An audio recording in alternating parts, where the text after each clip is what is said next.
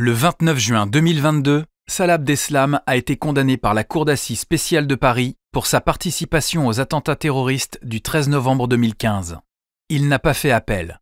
Sa peine, la réclusion criminelle à perpétuité incompressible, est définitive. Ce podcast n'a donc pas vocation à refaire le procès. Il s'agit de le raconter avec un point de vue inédit, celui de l'avocate de Salah Abdeslam. Pourquoi je suis devenue avocate ? Parce que je pense que j'ai été très sensible, je crois, à certains déséquilibres que j'ai pu remarquer, comme on peut remarquer dans notre vie quotidienne. J'ai été sensible à ces déséquilibres, j'ai été sensible à des sentiments d'injustice. Et j'ai eu envie d'essayer d'enrayer la machine et de me positionner pour peut-être que ceux qui pèsent pas très lourd sur le plateau de la balance puissent faire entendre leur voix et puissent se sentir vraiment exister et avoir une parole qui porte. J'ai 3 sœurs et sur ces 3 sœurs, il y en a une qui était polyhandicapée. Et je pense que j'aurais bien aimé qu'il en soit autrement. Cette sœur est décédée il y a 11 ans. Et aussi, peut-être que j'ai vécu ça comme un sentiment d'injustice. Alors, je faisais déjà du droit avant, mais il est vrai que je pense que je dois avoir quelque part au fond l'envie d'enrayer une condamnation d'avance. Olivia Ronen, vous la connaissez maintenant. Elle a 28 ans quand Salah Abdeslam la contacte pour lui demander d'être son avocate pour le procès des attentats du 13 novembre. Elle est officiellement désignée en novembre 2020. Elle a donc eu 10 mois pour décortiquer les milliers de pièces de ce dossier titanesque et être prête pour l'audience. Maintenant que débute le procès en lui-même, c'est le moment de vous dire qu'entre nous, les chroniqueurs judiciaires, on ne dit pas le procès des attentats du 13 novembre. On dit V13, pour vendredi 13. Ça sonne un peu comme un nom de code pour tous ceux qui vont le vivre de l'intérieur. Je m'appelle Noémie Schulz, vous écoutez Le Terroriste, un podcast produit par Europe 1 Studio. Épisode 4, V13. Le premier jour du procès des attentats du 13 novembre 2015, Martin Vett et moi, on arrive un peu tôt. On arrive ensemble, on s'est donné rendez-vous un peu avant, pour marcher jusqu'au palais de justice. Et c'est vrai que pendant les 10 mois de procès, j'ai beaucoup marché. Je faisais tout à pied pour pouvoir respirer. Et donc ce jour-là, on a respiré un peu. Et ensuite, on arrive devant le palais de justice. Alors, il y a tout un tas de sécurité. Il faut montrer son badge spécifique pour le procès. Il faut montrer sa carte professionnelle en même temps pour vérifier que tout correspond bien. Il faut sourire pour que les choses se passent bien aussi. On passe aussi une sécurité technique. Donc, il faut passer par les rayons X, les portiques, boire dans la bouteille d'eau parce qu'il faut montrer que c'est pas un acide qui pourrait être ballon. Bon, il y a une sécurité monstre, ce qui forcément instaure un climat un peu particulier. On sent que c'est pas le procès lambda. Alors on le savait, mais ça pose quelque chose. Ça pose quelque chose, toute cette sécurité. Et en plus, nous, en tant qu'avocats, normalement, on n'y est pas soumis. On n'y est pas soumis parce que on est membre du personnel de justice, parce que le palais, c'est aussi chez nous, et que normalement, on n'a pas à passer toute cette sécurité-là. Et là, pour ce procès-ci, il le faut. À ce moment-là, toute l'île de la Cité est bouclée. Pendant 9 mois, aucun bus, par exemple, ne pourra circuler aux abords du palais de justice de Paris. Il faut vous l'imaginer, ce vieux palais. C'est comme ça qu'on l'appelle depuis qu'un tribunal judiciaire tout neuf a été construit dans le 17e arrondissement. Il est tellement imposant, derrière les hautes grilles noires et or. Il entoure la Sainte-Chapelle. Cette volée de marche qui vous mène à un dédale de couloirs, vieux parfois de près de 9 siècles. Il paraît qu'il y a 28 km de galeries. Moi, je m'y suis souvent perdue à la recherche d'une salle d'audience. Nous sommes des centaines le jour de l'ouverture. Toute la presse écrite et audiovisuelle française, mais aussi des médias du monde entier. Le procès ne commence qu'à 12h30, mais je suis arrivée dès 8h du matin. C'est encore une belle journée d'été, il fait chaud. Je m'en souviens parce que je porte des sandales ce jour-là. Je retrouve mes collègues. Il règne cette fébrilité propre au premier jour d'un gros procès d'assises, mais elle est décuplée. Les journaux parlent du procès du siècle. Par sa durée, le nombre de parties civiles, le profil des accusés. Mais ce n'est pas la seule raison. L'autre raison, c'est que même sans en avoir été victime directement, on a tous été touchés par ces attentats. Le 13 novembre 2015 au soir, je suis retournée travailler, comme tous les journalistes police-justice. Je me souviens encore du vertige qui m'a saisi dans le taxi qui traversait un Paris désert. On parlait alors d'attentats coordonnés, de dizaines de morts au Bataclan. Jamais je n'avais couvert une telle actualité. Pendant 6 ans, j'ai suivi les avancées de l'enquête, j'ai rencontré des victimes, j'ai couvert les commémorations. Maintenant, le temps du procès est arrivé. Et moi aussi, je me mets la pression. À 10h du matin, les portes du palais s'ouvrent. Je monte les marches, je passe la sécurité. Il faut ensuite emprunter un long couloir jusqu'à la salle des pas perdus. D'habitude, ça ressemble à un hall immense où les voix résonnent. C'est là qu'une salle spéciale a été construite pour V13. C'est vraiment une espèce d'énorme boîte dans laquelle on entre encore avec des contrôles. Et ensuite, c'est très grand. J'avais jamais vu de salle d'audience aussi grande. Il y a 500 places à l'intérieur pour le public. Et lorsqu'on remonte l'allée centrale, on arrive ensuite dans une espèce de deuxième partie de salle. C'est la partie dans laquelle se passe vraiment le procès et où sont les acteurs du procès. Donc on a d'un côté les avocats de partie civile, qui sont extrêmement nombreux, et leur font face les avocats en défense, qui sont, je pense, 10 fois moins nombreux, et qui ont dans leur dos un box vitré, dans lequel les accusés comparaissent, aux côtés de tout un tas de gendarmes.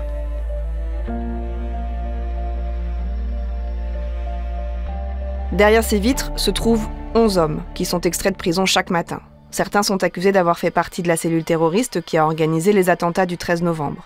D'autres, d'avoir assuré la logistique, par exemple en fabriquant des faux papiers ou en louant des voitures.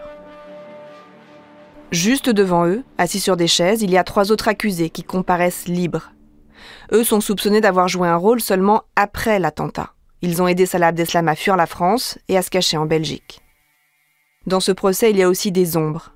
6 accusés qui sont jugés par défaut. Ils sont pour la plupart présumés morts en Syrie. Parmi eux, le cerveau des attaques et les voix françaises de la revendication. Au total, ça fait donc 20 accusés.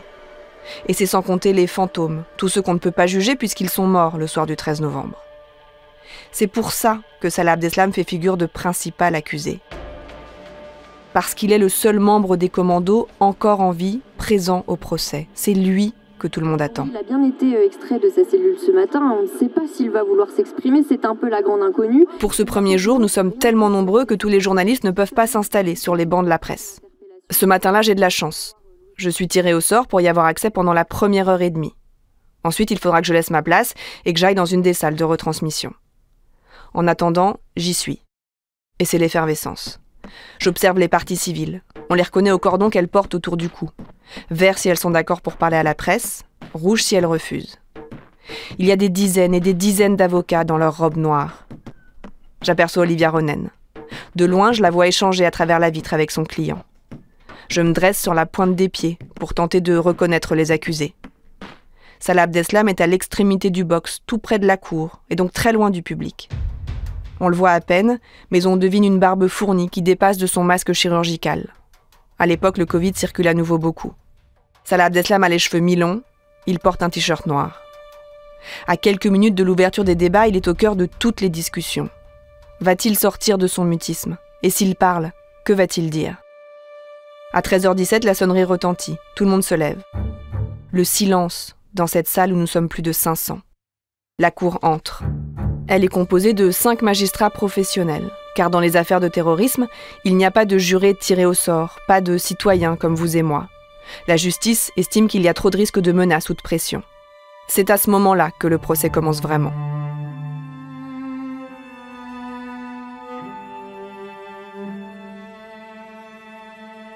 Le président Jean-Louis Périès est un magistrat très expérimenté. C'est même son dernier procès avant la retraite. Lui aussi a le visage caché par un masque chirurgical. Un léger accent chantant trahit ses origines marseillaises. Il ouvre les débats par un court propos introductif. Il reconnaît que le procès est historique, qualifié par tous de hors norme. Mais il ajoute quelques mots essentiels pour les accusés et leurs avocats, comme Olivia Ronen. Ce qui va être important, dit-il, c'est justement de respecter la norme, les droits de chacun, à commencer par les droits de la défense. Puis il laisse chaque accusé décliner son identité. Et lorsqu'il arrive à Salah Abdeslam, il lui demande ses noms et prénoms, et il lui demande quel est son métier. Et il est vrai que là, il y a une surprise, c'est que celui-ci répond qu'il est soldat de l'État islamique. Donc, évidemment que ça fait réagir, évidemment qu'on sent que ça bruisse dans la salle. Le président lui répond « Ah bah c'est bizarre, je pensais que c'était intérimaire ». À ce moment-là, c'est vrai que c'était pas prévu, je pense que ça n'aurait échappé à personne. Je me demande un peu ce qui se passe. Je vous cache pas que je suis un peu dépitée quand ça sort comme ça. Je suis un peu dépitée, je me demande en fait dans quoi je me suis mise. Je me suis dit mince, ça va être ça, mince. Je ne bouge pas parce que je veux pas montrer que je suis troublée par cette réponse. Je veux pas que l'on puisse voir que ça m'atteint. Par contre, il faut penser très vite et se dire que soit on est dépité et se demander dans quoi on s'est fourré, ou alors essayer de comprendre ce qui est en train de se passer et arrêter, enfin ne pas paniquer en fait, et dire rationnellement pourquoi il se passe ça. Et donc j'ai réfléchi et en fait je comprends quand même que on est face à quelqu'un qui a été à l'isolement pendant 6 années. Une personne qui n'a pas vu qui que ce soit pendant 6 ans, à part quelques brefs par leur famille, quelqu'un qui n'avait absolument aucun contact avec qui que ce soit au sein de la prison, c'est-à-dire pas de contact avec d'autres détenus, quelqu'un qui a pu passer plusieurs jours sans dire un mot, alors que ça a pu être considéré par certains comités, notamment le comité de prévention de la torture comme de la torture blanche. Cette personne qui sort d'un isolement complet arrive dans une salle avec 500 paires d'yeux tournés vers lui, avec une parole qui est mais extrêmement attendue, il sait, voilà. Bah, peut-être que ça brouille, en fait. Et c'est tout à fait humain de se dire que quelqu'un qui a vécu aussi seul, aussi longtemps, puisse avoir ce choc thermique d'arriver dans une salle aussi remplie.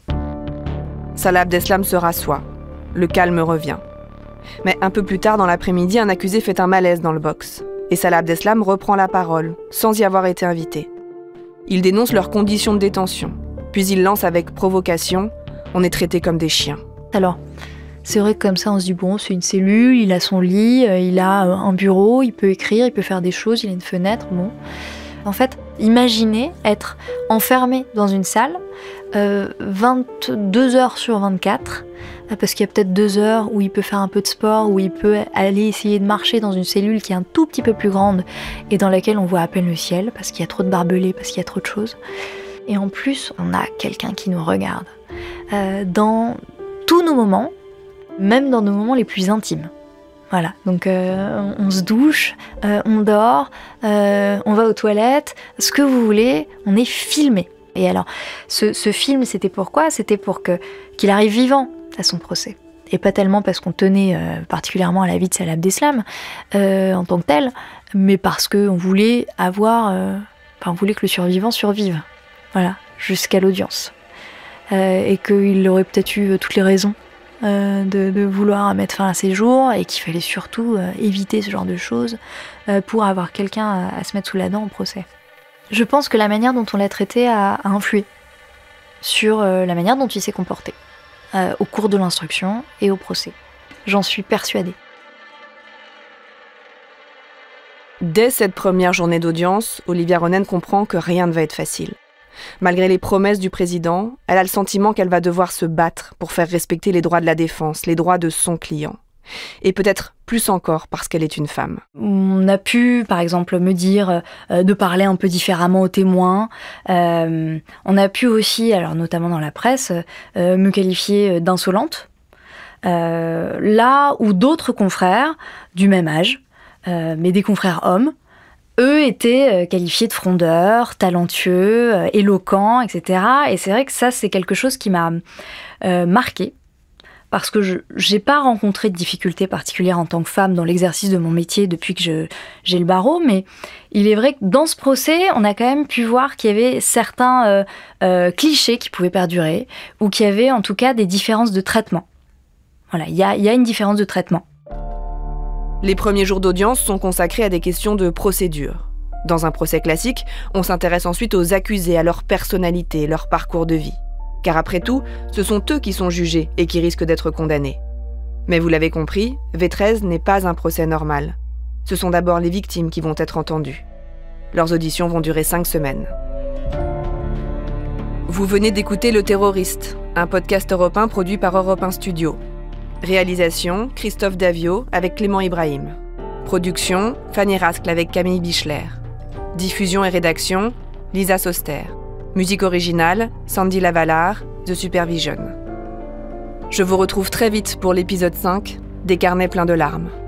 Le plus souvent, je m'empêche de pleurer. Et ça n'arrive quasiment pas. Ça arrive une fois avec Gaël. Parce que je suis fatiguée. Parce que je sens que c'est un trop-plein et que j'arrive plus trop à gérer. On a attendu énormément de témoignages à ce moment-là. Je sais pas, on doit être à 3-4 semaines de témoignages. Donc c'est très très long, très très dur. Que celui-là me touche particulièrement. Voilà, donc après je ne m'écroule pas, je ne m'effondre pas. Par contre, des larmes coulent. Le Terroriste est disponible sur toutes les plateformes, ainsi que sur le site et l'application Europe 1. Si vous avez aimé, je vous laisse en parler autour de vous, à vos amis, à vos collègues, à vos proches. Et vous pouvez cliquer pour vous abonner et être averti dès qu'il y a un nouvel épisode. C'est gratuit. Je vous dis à bientôt.